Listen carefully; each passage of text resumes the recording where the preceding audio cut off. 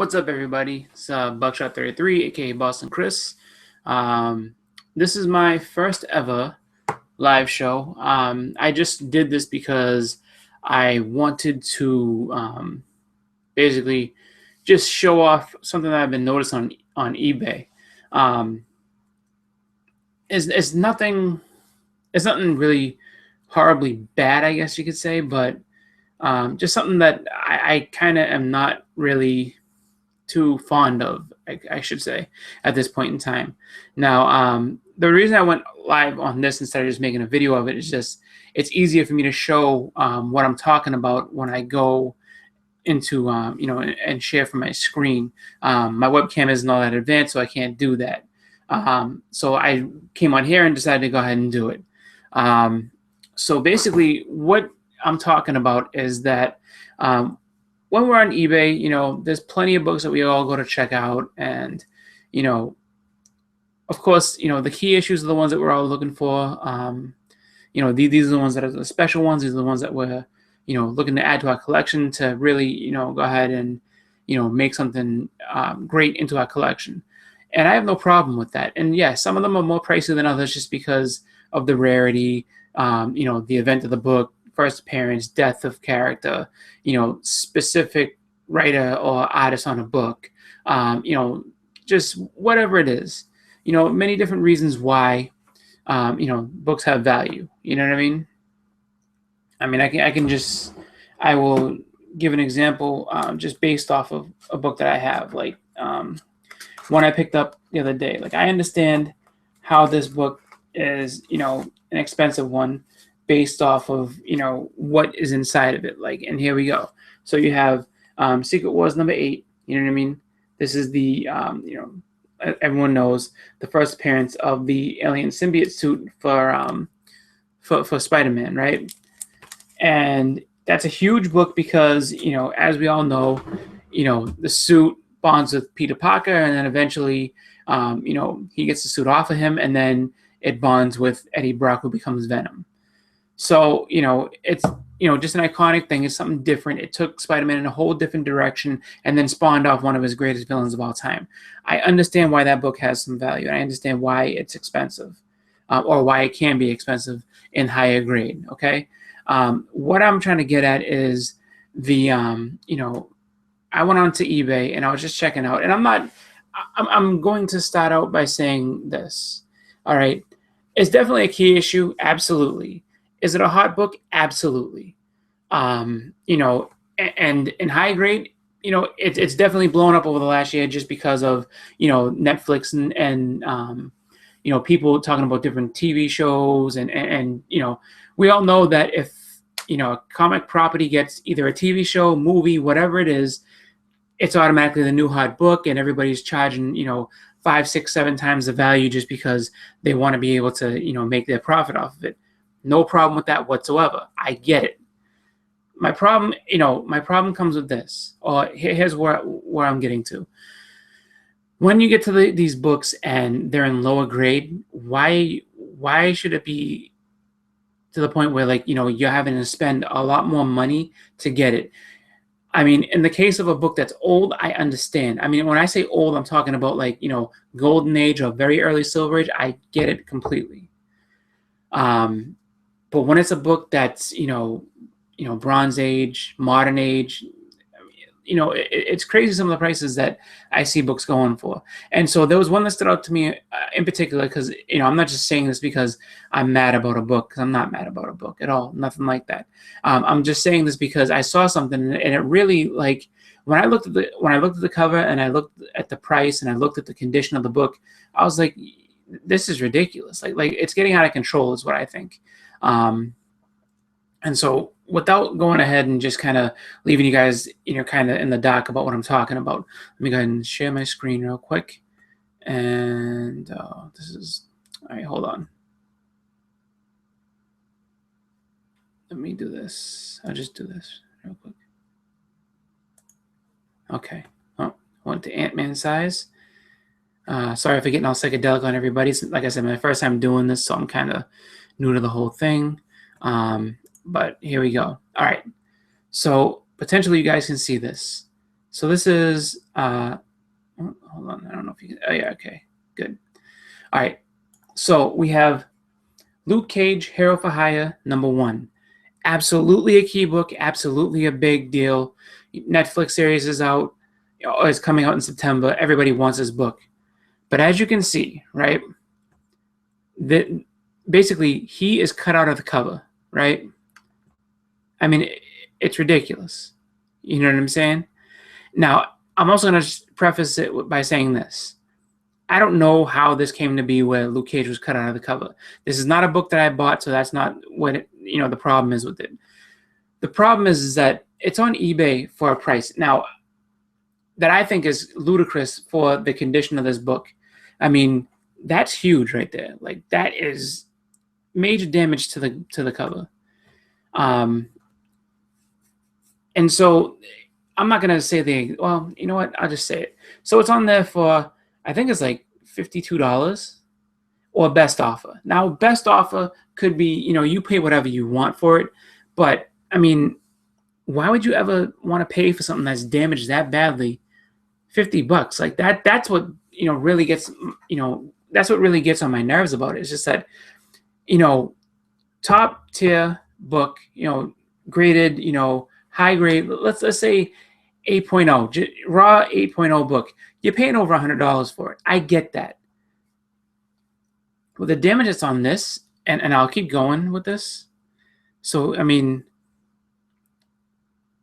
you can see like the spine ticks, outside of, just the book itself having, all types of stuff. And then if you look right in this corner too, like there's a little area of the cover that is flipped up.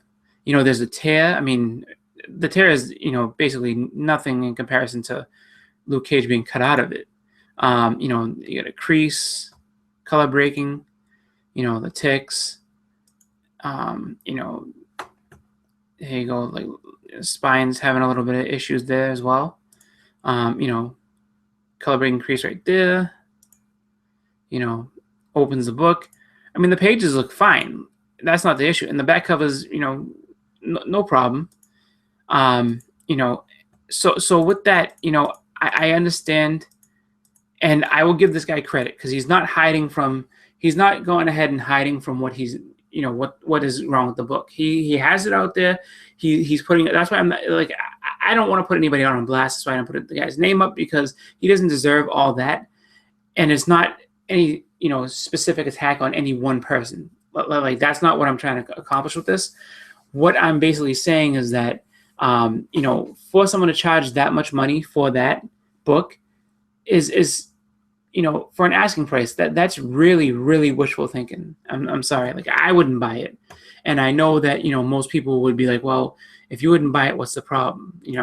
And I get that too. Like, I understand that side of it. But for me, it's just like, it's just kind of the whole, I guess, mentality of that you can sell a book in this condition and still ask for what I think is a pretty ridiculous amount of money.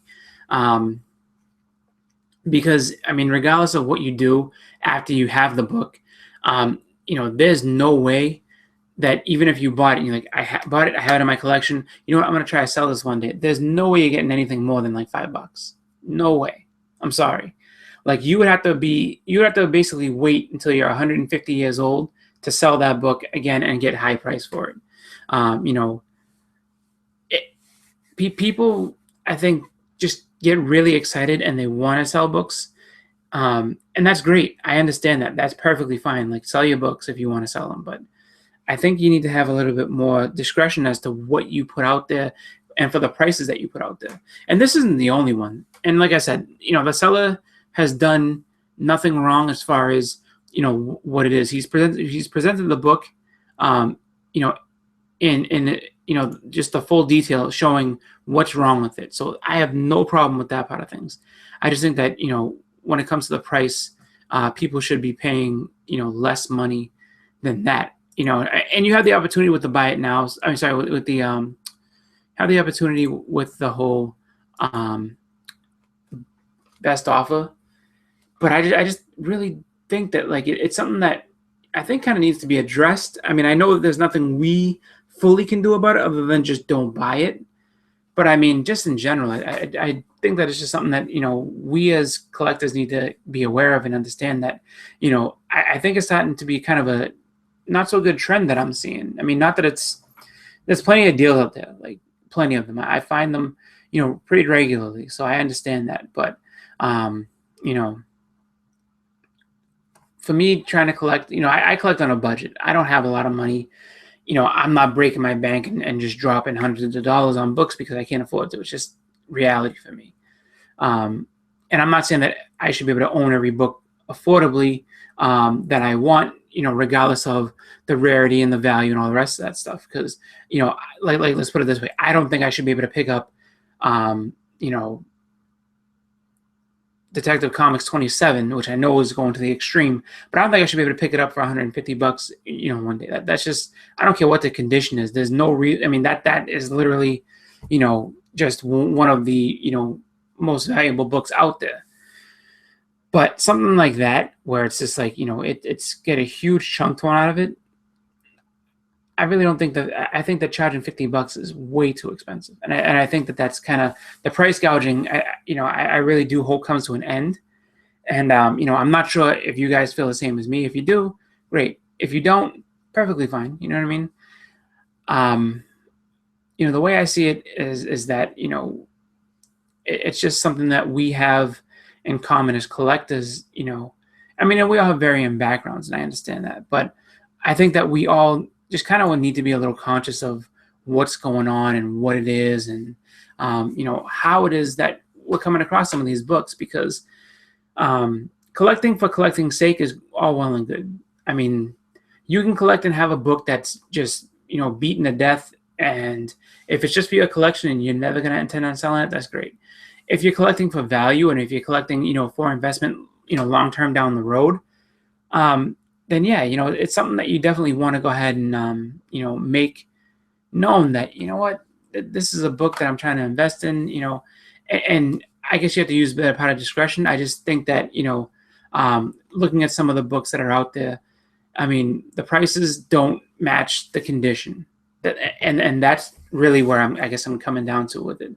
I don't care. I mean, me personally, I would love to have, I'll give you a great example. So, Shocker, from Amazing Spider-Man number 146 is, the first appearance of the Shocker. And he is,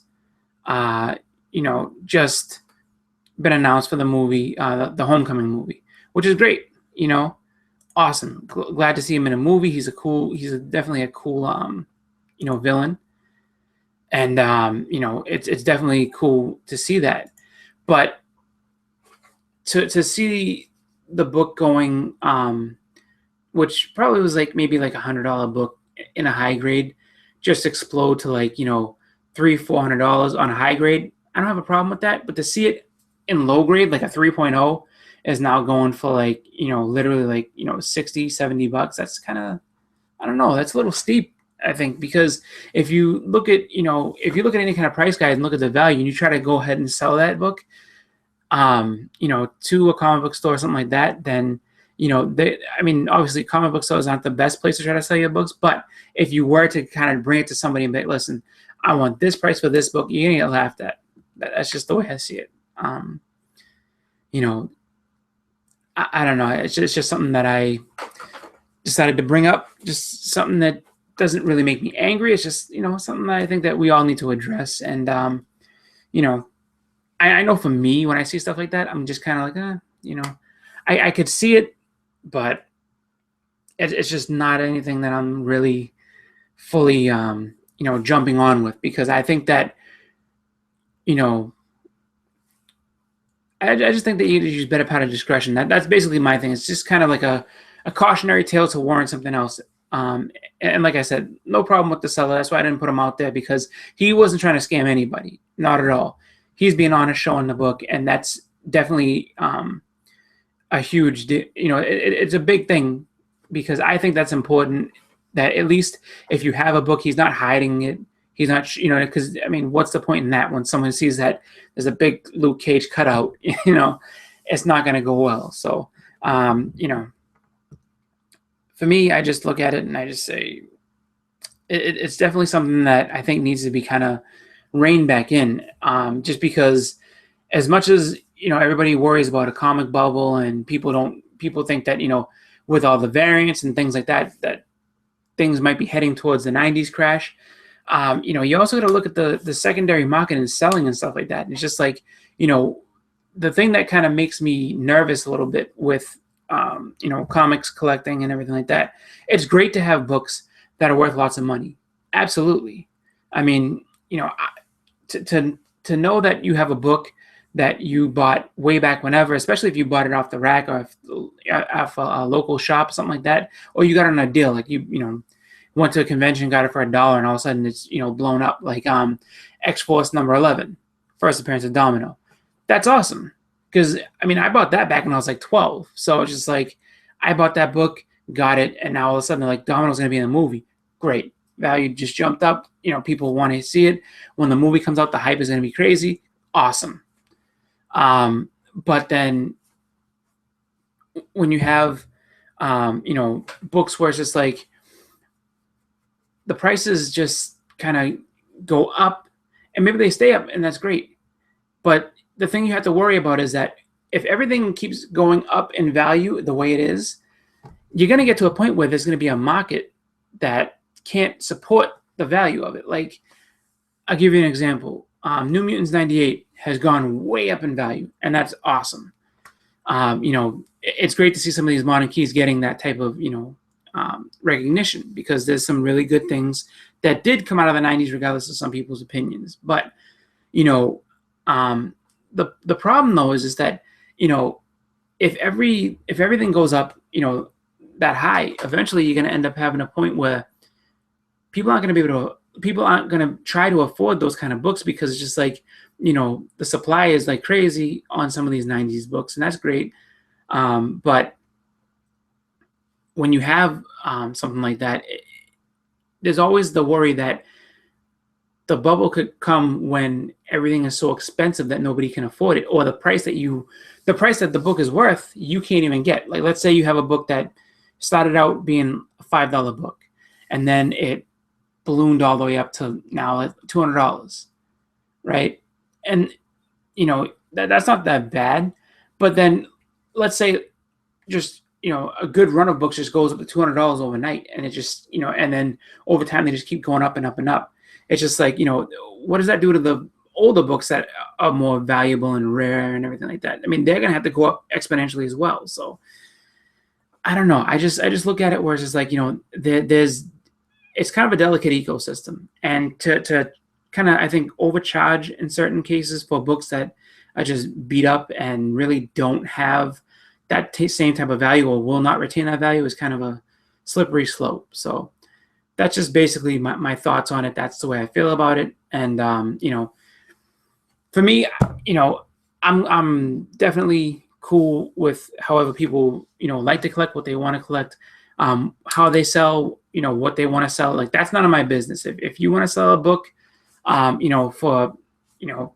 you want to sell a key book for $10, and it's in high grade, and it's just something that you just don't mind moving, you don't mind letting go of, perfectly fine. If you want to sell a book that is worth $200 for $250, because you just figure movie got announced, you want to go for it, go for it. That's on you.